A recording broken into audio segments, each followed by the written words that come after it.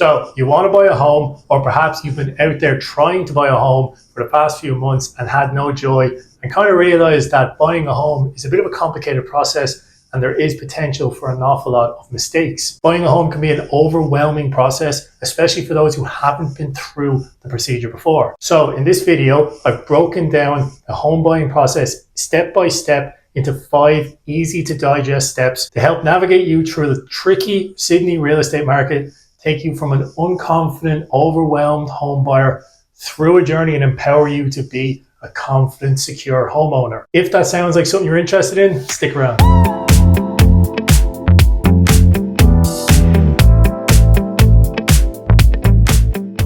Hi, my name's Andy. Welcome back to my channel. Here I talk about Sydney real estate and I'm your local expert in Sydney's inner west. I help homebuyers get into their dream home by providing free education, doing community tours and doing property tour videos throughout the week. So step 1 is finance, and I've broken this down into a couple of sub points. We'll start off with the obvious ones and the ones you kind of want to have sorted out before you go to a lender looking for finance. The first one is you obviously want to have some form of a weekly income that's steady and consistent and that you can show to your lender to prove that you're going to be able to pay back, that you have funds incoming to pay the mortgage back. The next subtopic is your debt to income ratio, or DTI. So you want to have a sit down with your spouse or your partner or anybody else who's a key stakeholder in buying this home. Go through your expenses, add them all up, find your monthly expenses, and then divide that by your monthly income. This should give you a percentage of how much debt you have to your income. You ideally want to have a DTI, or debt to income ratio, of less than 40%. It's not absolutely necessary, but it's a good rule of thumb and it proves to the bank that you're living well beneath your means. Banks look at this very favorably because it means you are spending substantially less than you are taking in, which means you are in a surplus and you shouldn't be under too much pressure to pay back your mortgage. And then the third one is have a good credit rating. So you can check your credit score online, and obviously the better your credit rating, the better the chance of getting a loan is and the less costly it's going to be. You're going to get a better rate. So have all 3 of those sorted, or at least researched and checked out before you go to a lender. It'll give you some peace of mind, and it should, if you pass all 3 of them, you should be in a good position to get a loan. Now the next 3 sub-points are a bit more on the serious side of things. They're a bit more on the business end of the financing. The first one is have all your upfront costs sorted and accounted for. The 2 big and obvious ones being your deposit and your stamp duty. Now these can vary. Ideally the bank will want a 20% deposit, and if you can afford to pay that, it is ideal because it will make your monthly repayments less. However, it can be an extremely high upfront cost, and not an awful lot of people have a 20% deposit, in which case you can opt to put in as low as a 5% deposit or even a 2% deposit with certain government grants, which you will have to pay lender's mortgage insurance, or LMI, which is an insurance premium that you pay that insures the bank against you defaulting on your repayments. A lot of people advise never paying LMI, but in my opinion, if it is an option and it gets you into the market faster and it doesn't put you under a substantial amount of financial stress, you should take the option because it gets you into the market faster. If you buy the right property, it will ultimately grow far faster than you can ever save. For example, the median house price in Sydney is just over $1 million. If you wanted a 20% deposit for $1 million house, that's obviously $200,000. If you were to save $400 a week, it would take you 9.5 years to save up $200,000, which doesn't sound like a whole lot of fun. That's 9.5 years of no holidays and restaurants, and just go have the coffee and pay LMI. Next on the list is apply for government grants. So depending on what state you're in, your occupation, your income, an awful lot of factors, you may qualify for certain government grants or you may not. This is something you can talk to your lender. I'd advise you to go and find a good, reputable mortgage broker that's been referred to you by a friend, and they can talk you through this and they can advise you on the best government grant that applies to you. Certain government grants, you only need a 2% deposit, but it is capped at a certain property price and the government will own a portion of your property. So depending how you feel about that, but it might be an option for you. Again, look at your state website. There's multiple government grants, and talk to a good mortgage broker. They can help you with the application process. This can help lower the barrier of entry because they can reduce your stamp duty and they can reduce your deposit, which are the 2 big upfront costs. And then finally, get your pre-approval. So at this point, I'm assuming you will have spoken to a lender, whether that's through the bank directly or through a mortgage broker, which I would recommend going through. And they've given you that pre-approval for finance. Now that's not game over. You still have to get approved. However, it is a very, very good step in the right direction. And provided nothing weird comes up in your statements, you should get the approval, no problem. Okay, so moving on to step number 2. You've now got your finance sorted. You've got your government grant sorted. You've got your upfront costs all accounted for. Now you have to go out into the area that you're looking to buy in and become an area expert. This is probably the one step with the entire home buying process every home buyer skips. And it's the reason why a lot of home buyers lack confidence and aren't really sure whether a property is a good price or they're overpaying or where they should be buying or what suburbs are good, because they haven't done the research and they haven't just given a few weeks to really understand the areas that they're buying in. So again, I've broken this step down into a few subpoints. You start becoming an area expert by defining your brief. So now that you have your finance sorted and your pre-approval, you should have a general gist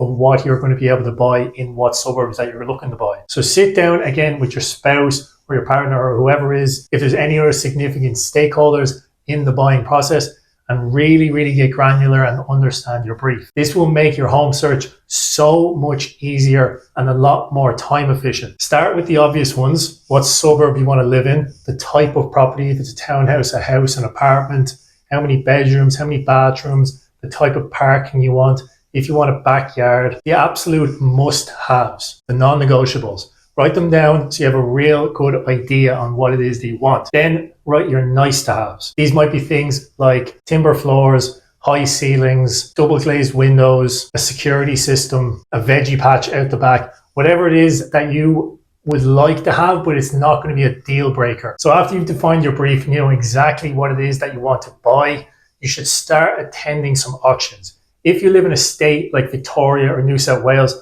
auctions are prevalent. They're the main way houses are sold. So you should probably go along and understand the process. An awful lot of people get overwhelmed at the idea of auctions because if you've never been to one before, you've never seen one before, it can be quite a scary thought. So you should go along, understand the process, get a feel for what people do and don't do, and just get comfortable with the process, because if you go to buy a property and it does go to auction, you will have to bid. The second thing with attending auctions is you will see the price that properties are selling for. So if you want a 2-bed apartment, start going along to a lot of auctions of 2-bed apartments. It'll give you an idea of what those 2-bed apartments are selling for in that suburb. And remember, what a 2-bed apartment or any property sells in one suburb for, that doesn't mean they sell for that in every suburb. Every single suburb, every street even, have different prices depending on how much home buyers value properties in that area. So going to auctions will do 2 things. It'll make you comfortable with the auction process when it is time for you to go and bid. And 2, it'll make you an expert at the property prices of the property that you're looking to buy, regardless of price guides. I don't like relying on price guides because they can be misleading and they can be underquoted. If you understand the market value of a property by going to auctions and doing your research, you won't need a price guide. You'll just know by looking at the specs of the property.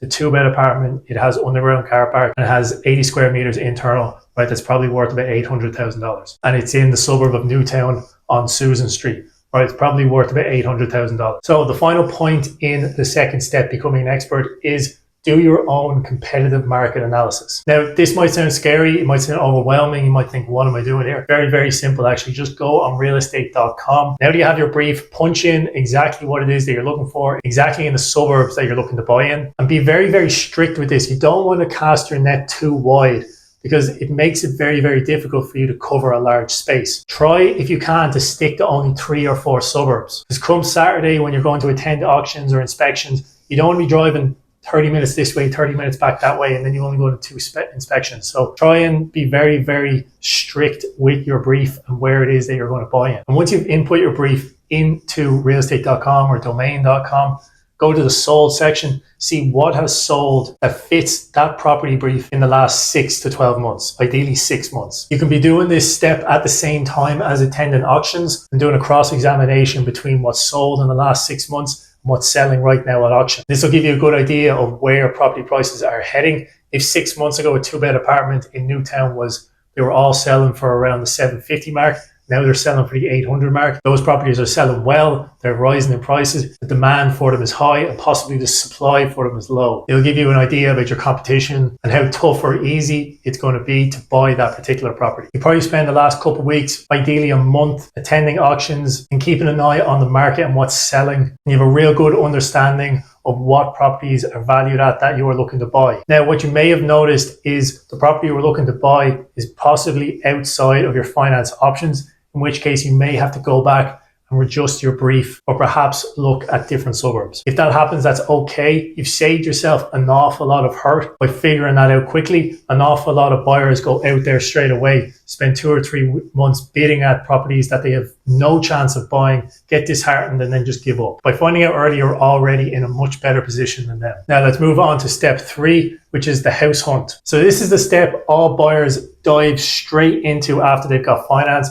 They bypass step 2, go straight to step 3. And it's like building a house on a rocky foundation. They don't really know what they're doing. They get stressed out and eventually they just crumble. If you've been diligent and carried out step 2 correctly, you will be in a much better position and you will face far less competition when it comes to actually buying the home. So this step is a lot more straightforward. There's only 2 sub points to it. First one is attend inspections. Goes without saying, you're not going to buy a property without looking at it first. So again, you want to be very strict with your inspections. You only want to be inspecting properties that fit your exact brief. Inspections are time consuming. They can be draining. So you really want to be making sure you're only going to properties that you really have a good chance of buying, that you're absolutely going to love. Not just going through the motions of just going to an inspection for the sake of it. And once you start attending inspections, you may have noticed you have to give over your contact details to the listing agent, and then they'll probably start calling you back on Monday and Tuesday to gauge your interest. This is a good time for you to kind of flip the cards on the real estate agent and start calling them. A lot of buyers just depend on attending inspections to get properties like what's on the market. And it's a very, very slow way of getting through properties. On an average Saturday, you might get to maybe 6, 7, 8 properties if you're really, really streamlined and you're only looking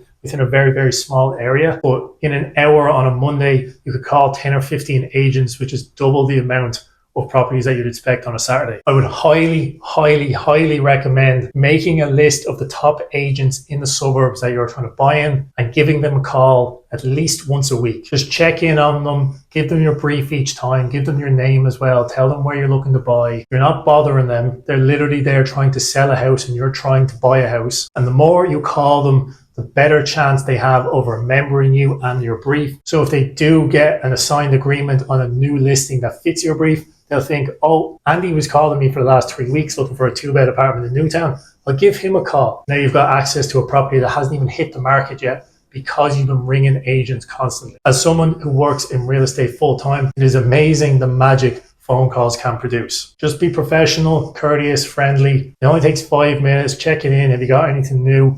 A week in real estate is an awful long time, and it hugely, hugely improves your chances of getting properties and access to more stock and gets you way ahead of the other competition, especially if you're trying to buy a type of property that is highly competitive, like a 2-bed apartment in the inner west. Okay, so now you've inspected, you've seen a property that you absolutely love, you really, really want to buy it, you think it's priced fairly based on your competitive market analysis and becoming an area expert, and you want to put an offer in.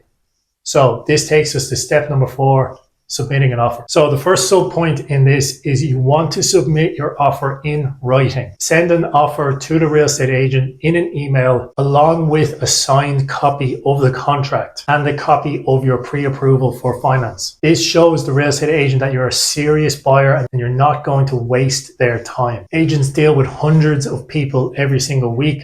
90% of them are time wasters. So if you put yourself forward as a very serious buyer, you've got your contract sorted, your finance sorted, and a written offer, they will give you a lot more attention and they probably will be a lot more open to negotiating. So the first thing you want to do is you want to get a copy of the contract of sale and you want to send that to your conveyancer, have them look over it. It's all the legal side of things. Unless you are in that line of work, I suggest getting a professional to do it because there's an awful lot of jargon in it. It can be hard to read.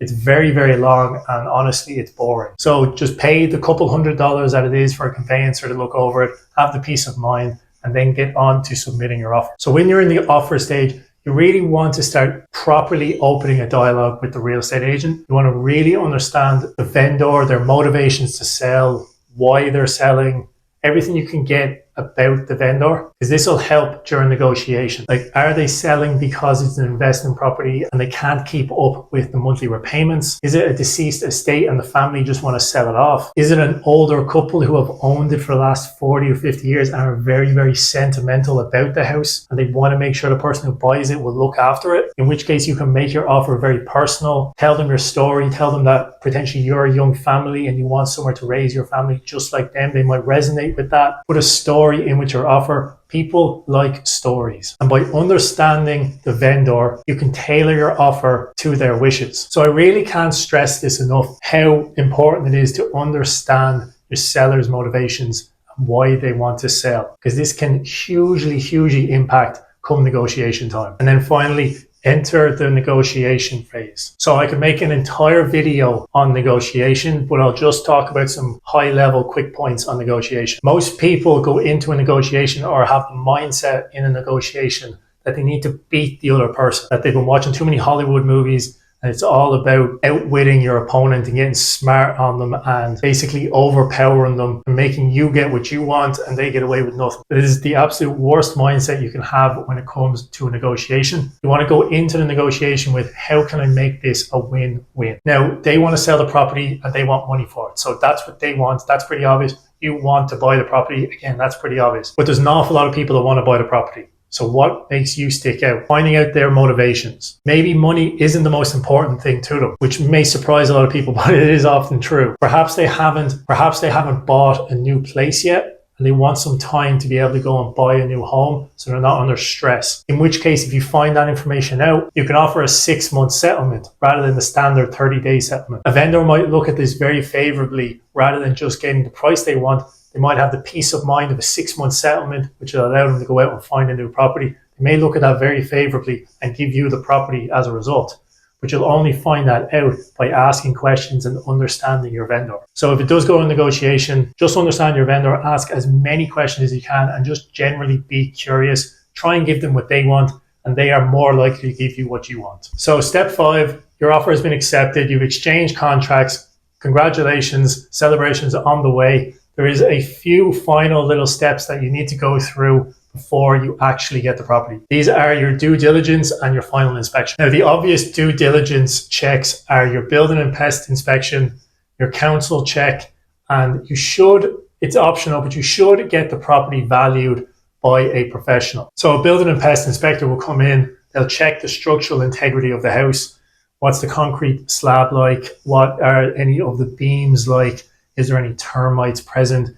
What's the wiring like? What is the roof about to fall off? Just everything about the building itself and whether it's a sound property to buy or whether it's coming with a very costly fix attached that you're not aware of. Usually real estate agents have done this before bringing the property to market. However, I would recommend getting your own independent building and pest inspection done. I'm not saying real estate agents are lying or the cert is false. You don't know how diligent it has been conducted. You don't know what they've searched. For a couple $100, that peace of mind could possibly save you tens of thousands in the future. Number 2 is checking council. Again, this is optional. This depends on what your long-term strategy is with the home. If it is a large block of land, you may think in a couple of years you might get DA approval and split the home and then we can sell it off at a much higher price, or possibly build a granny flat out the back and have a second income in which case you want to check easements, overlays, and what way the storm water drains, if it drains out onto the street or back in the property.